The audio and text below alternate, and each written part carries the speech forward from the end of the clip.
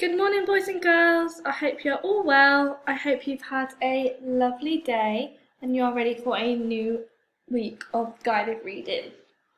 This week we're going to be looking at a new book, but first let's remind ourselves of our reading strategies. You can use any of these strategies to help you, and I know by now you'll be an absolute expert at your eagle eye and your stretchy snake, so don't forget to use them to help. Let's have a go at a stretchy snake together. Pirate. P-I-R-A-T.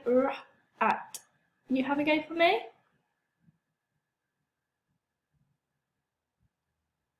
Good job, well done. Let's have a go all together one more time. Pirate. P-I-R-A-T. Good job, well done. The book that we're going to be looking at this week is called Blackbeard's Ship. So here is what our book looks like on Oxford Owl. Let's have a read. Blackbeard's Ship. All aboard!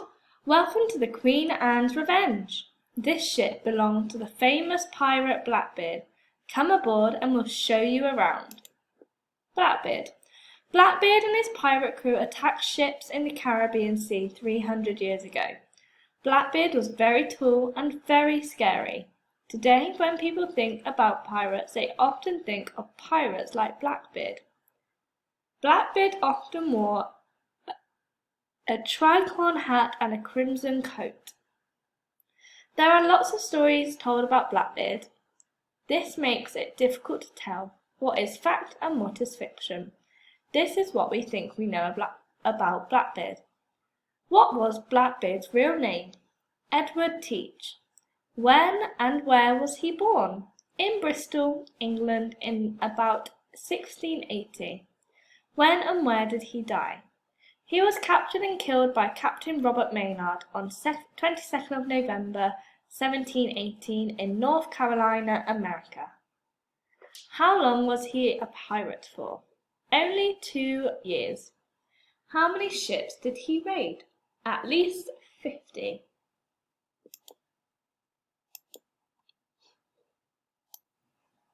Privateers and pirates. In the time of the Blackbeard, many wars were fought over who ruled the seas. When a country went to war, the navy was sent to fight. If there weren't enough ships in the navy, pirate ships called privateers were sent to attack the enemy. When the privateer captured an enemy ship, the captain was given a reward. He was also allowed to keep any goods stolen from the ship. Blackbeard's first ship was a privateer. When the wars ended, sailors who had fought on privateers had to find other work. Many of them stayed at sea. They carried on attacking ships and stealing their cargoes. Like Blackbeard, they become pirates. Buried treasure. All pirates had one thing in common. They wanted treasure. Pirate treasure could be gold, silver, and jewels, or it could be sugar, spices, and cotton. Pirates also took things such as food and drink, weapons, tools, machines, and spare parts for their ship. Pirates would divide the booty among themselves, and the captain would get the biggest share. Fact: coins were popular booty because they were easy to share. In many stories and films, pirates have treasure chests full of pieces of 8. These were silver coins made in Spain and Mexico. There are lots of stories about pirates burying their treasure and drawing a map to help them find it again, but no one knows if this really happened or not. What do you think? Look out! The best place to spot an enemy ship was from the crow's nest high up in the top of the main mast. On a clear day, a lookout could spot a ship from a long way off. It was a dangerous job because there was a chance you could fall, especially if there was a storm. A lookout would know who another ship belonged to by the colour or pattern of the flag. Pirates' flags were usually blackened pictures of skulls on them. Other sailors were scared of pirates. They often gave up without a fight when they saw a pirate flag. Up on deck. Stories make a pirate's life sound exciting, but life as a pirate was very hard. Most pirates were hungry, sick, and poor. Pirates could be at sea for weeks looking for ships to raid. If they had no ships to attack, pirates got bored. Sometimes they had fights. It was the captain's job to keep his crew under control. The Pirate Code. The Pirate Code was a list of rules that every person on board had to respect, or else there would be trouble. The worst crime was for a pirate to cheat his shipmates. If he was caught, he would face a nasty punishment. He could be made to walk the plank. In stories or films, many pirates die fighting. Most real pirates died from hunger or diseases. One disease that killed a lot of pirates was scurvy. Scurvy is caused by poor diet. Ship shape. Pirates spent lots of time looking after their ship. Wooden sailing ships got very wet and dirty. It was important to keep them clean to stop accidents and to stop diseases spreading the decks. The decks had to be scrubbed every day. Pirate ships were often damaged by rough seas and strong winds.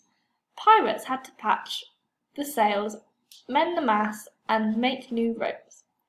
Even when they weren't at sea, pirates had to look after their ship. When they were in the port, they would spend time scraping barnacles off the ship. Barnacles slowed the ship down. Below deck. There were 300 pirates on board the Queen Anne's Revenge.